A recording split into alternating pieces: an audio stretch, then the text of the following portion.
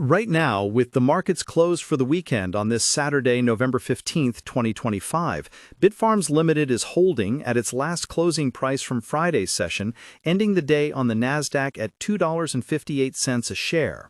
That was a small dip of about 0.77% to finish a week that many holders would rather forget. But that quiet end-of-week figure is deeply misleading. It masks the sheer carnage that took place just 48 hours earlier, when the stock collapsed by over 18% in a single session following its third-quarter earnings report. And this is precisely where the entire narrative around this company gets complicated. The expectation for a stock like Bitfarms, one that many retail traders using the Robinhood app or SoFi Invest platforms buy and sell, is incredibly simple. It's a leveraged bet on the price of Bitcoin. The common belief is that if Bitcoin is performing well, Bitfarms should be flying. That's the story. But the reality, as proven by this week's catastrophic reaction to its earnings, is that this company is a complex, capital-intensive industrial operation that is now facing a profound identity crisis, and its direct correlation to Bitcoin is breaking down in ways that can destroy portfolios that don't understand the difference. The $2.58 price isn't just about Bitcoin. It's about a company that just told the world its old business is under pressure, and its new business is a massive, expensive gamble. What the market heard from Bitfarms on Thursday, November 13th, was not the sound of a high-efficiency Bitcoin miner printing profits. It was a mess. The company reported a much wider-than-expected loss of 8 cents per share, which was a staggering 300% miss from the 2-cent loss analysts had been forecasting. On top of that, revenue for the quarter came in at $69.25 million, falling short of estimates by nearly 22%. This is the kind of data that forces a complete reevaluation. It shows that even with a strong underlying Bitcoin price, the operational side of the business is struggling. This isn't a tech stock like Apple stock with its fortress-like margins. This is a gritty industrial business. The Q3 report showed Bitfarms' gross mining margin actually fell to 35%, down from 44% in the same quarter last year. Perhaps most alarming for its core business, the direct cost per BTC mined rose to $48,200. When your entire business model is to produce an asset, and your cost to produce it is that high, your margin for error, and for a volatile Bitcoin price, becomes razor thin. This is the reality that slapped investors in the face and triggered the massive sell-off. So what is the company's answer to this squeeze? This is where the story pivots from a simple mining play to something far more speculative and, frankly, far more dangerous. Bitfarms is effectively shouting that it is changing its entire business model. The company is in a full-blown strategic shift away from being a pure Bitcoin miner and toward becoming a developer of high-performance computing or HPC infrastructure. In other words, they want to get into the AI data center business. They announced plans to convert their 18 MW facility in Washington state to support this new venture. They are exiting their operations in Latin America, specifically Paraguay, to refocus all their capital and attention on the United States. They are aggressively developing their Panther Creek campus in Pennsylvania, not just for mining, but for this new HPC AI goal. This is not a small adjustment. This is a fundamental change in the company's DNA. They aren't just trying to get in on the action that has sent Nvidia stock to the moon. They are trying to build the physical infrastructure that powers it. But the market's reaction tells you what it thinks of this plan, at least in the short term. H.C. Wainwright, an analyst firm that covers the stock, immediately responded to the earnings call by slashing its price target on Bitfarms from $5.50 all the way down to $4. Their reasoning was blunt. They cited the lackluster third-quarter results and market disappointment over the absence of deals to actually fund this massive new capital expenditure. This is the crux of the problem. Building AI-grade data centers is astronomically expensive, and Bitfarms is not the first miner to have this idea. They are entering a field where competitors like Riot Platforms and Marathon Digital are already moving, and those companies have significantly more financial leverage. Bitfarms is coming in late, and it's coming in from a position of operational weakness. The expectation is that they can just flip a switch and start serving AI clients. The reality is that they are now in a high-stakes construction race against bigger rivals, and they just posted a terrible quarter. This isn't the kind of stock you just park in a diversified portfolio like Schwab Intelligent Portfolios and forget about. This has become an active, high-risk turnaround play that requires constant monitoring on your Fidelity trading platform. To be fair to the company, the scale of their ambition is significant.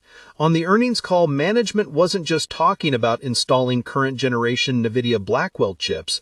They spoke about a plan to leapfrog the current tech and build their new infrastructure specifically for Nvidia's next-generation Vera Rubin GPU architecture, which isn't even expected to ship until late 2026 or 2027. This is either brilliant foresight or a spectacular gamble on technology that isn't even in the market yet. They believe that by the time their facilities are built, the demand for this next-gen infrastructure will be so high that they will command massive premiums. The risk, of course, is that they are building expensive, specialized infrastructure for a product that could be delayed or changed, all while burning cash. For those who are just learning about the company, its original business model was to be a vertically integrated miner.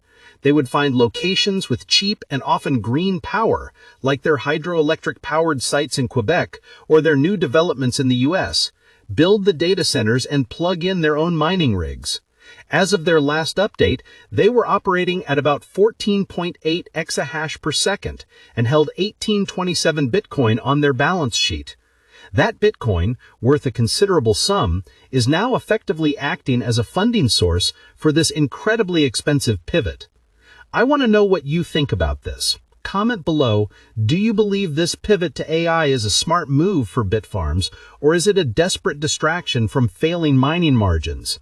It's a critical question, and it leads directly to the biggest risk of all, financing. How does a company that just missed earnings this badly fund a multi-year billion-dollar transformation? The answer came just last month, and it's another layer of complexity that many retail investors doing online investing may not fully appreciate. In October, Bitfarms announced the closing of a massive $588 million convertible senior notes offering. On the surface, this is good news. It shores up their balance sheet, giving them total liquidity of over $1 billion when combined with their cash and Bitcoin holdings. This is the war chest they need to build their AI data centers. But the devil is in the details of convertible notes. These are a form of debt that, as the name implies, can be converted into company stock. This creates a massive looming cloud of potential dilution.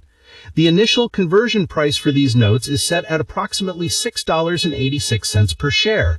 This means that if the stock ever rises above that level, the note holders can exchange their debt for new shares, flooding the market and putting a cap on the stock price. Now, Bitfarms management was smart about this. They used some of their cash to buy what are called capped call transactions, which are derivatives designed to offset this dilution. But even those have a limit.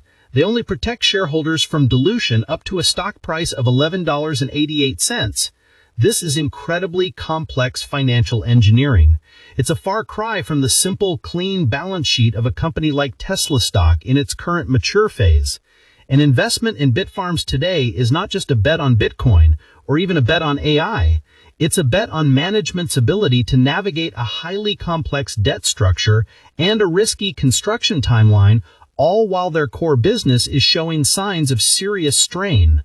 This is the kind of security that requires the sophisticated analysis tools you might find with a broker like Interactive Brokers, not a simple buy button on an app. So, where does that leave this $2.58 stock? The future outlook presents two dramatically different paths. The bearish reality is that Bitfarms is a company that is bleeding in its core operation, as evidenced by the $48,200 cost to mine a single Bitcoin. It is late to the AI data center party, and it is now competing with giants like Marathon and Riot, who are better capitalized. The $588 million in debt, while providing a lifeline, puts a ticking clock on the company and a ceiling of potential shares that will dilute anyone holding the stock in their Fidelity brokerage account. If they fail to secure major AI contracts, if their Vera Rubin bet is wrong, or if Bitcoin's price were to fall significantly, the company's financial position could become precarious very quickly.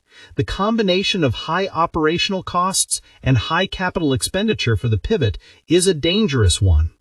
The bull case is the expectation that management is selling. In this scenario, the Q3 earnings miss is just a temporary blip, a necessary cost of a brilliant transition. The company uses its $1 billion in liquidity to successfully build out its next-generation data centers in Pennsylvania and Washington. Because they gambled on the Vera Rubin architecture, they are one of the few providers ready for it in 2027, and they signed lucrative, long-term, high-margin contracts with blue-chip AI companies. The market then stops valuing Bitfarms as a struggling miner and re-rates it as a high-growth AI infrastructure provider. In that world, the $6.86 conversion price on the debt is passed with ease, and the $11